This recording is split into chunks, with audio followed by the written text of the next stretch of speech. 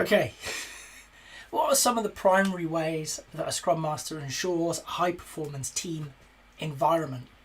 Well, I guess here we're thinking, what can a Scrum Master do to create that environment where a team can become high-performing? Because we can't ensure anything. That's not ultimately on us. Okay, we can create the conditions where people can perform. What we can't do is make them perform.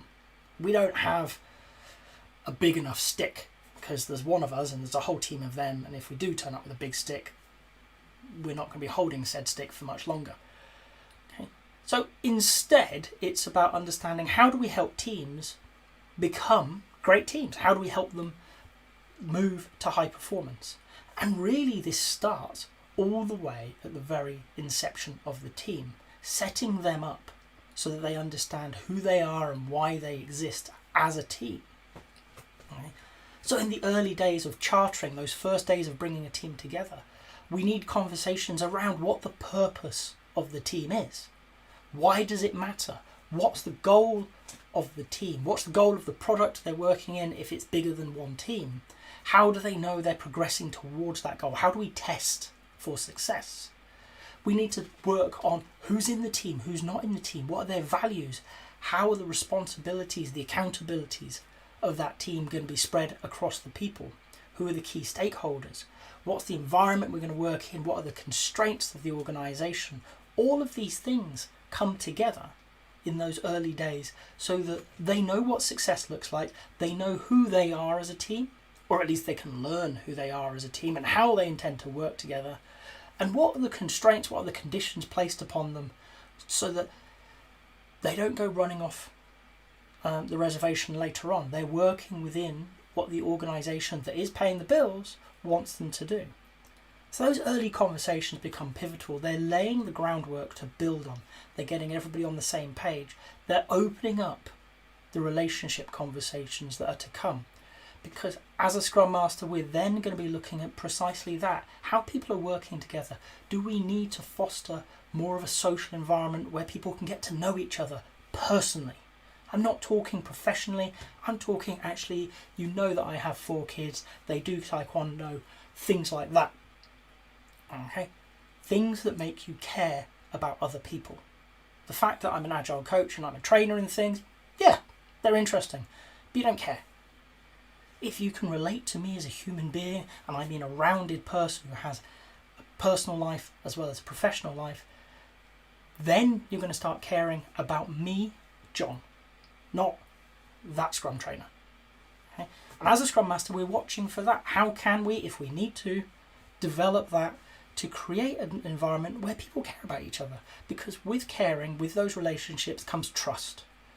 That belief that somebody is out to help you.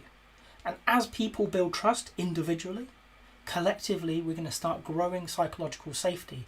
That knowledge, that certainty that you can speak truth, that there's no repercussions, that it's safe to do so. The safety is important because in that we can start having conflict, healthy conflict, okay, open discussions where people can start mulling over ideas, understanding that their idea may not be the best idea, but it's a good idea because it adds to the conversation. The team are going to value it because it's theirs.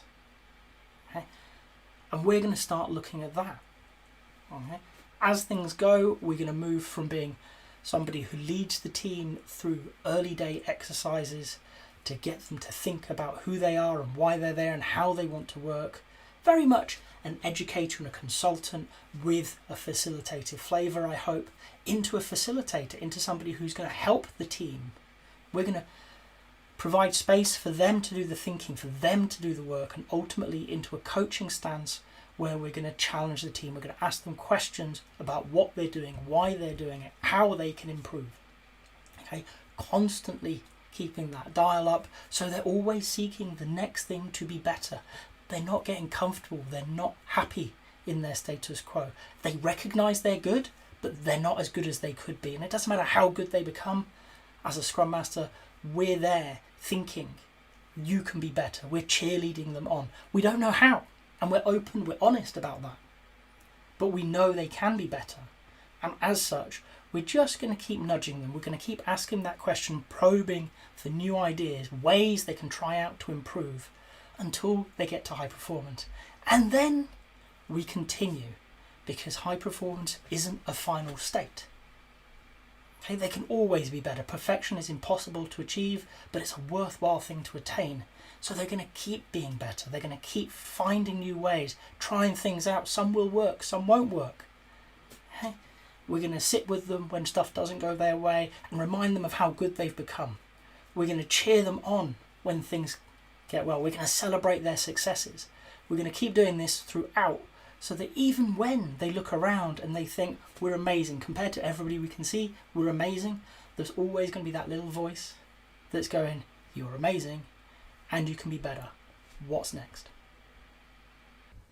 If you've got to this point in the video, I hope you've enjoyed it. If so, a like would be appreciated. If you want to hear more from me, more answers to questions that maybe you've got in the Agile world, please subscribe to the channel. And if you've got a question that you really want answered, drop it in the comments. I promise we'll get around to it. Thank you.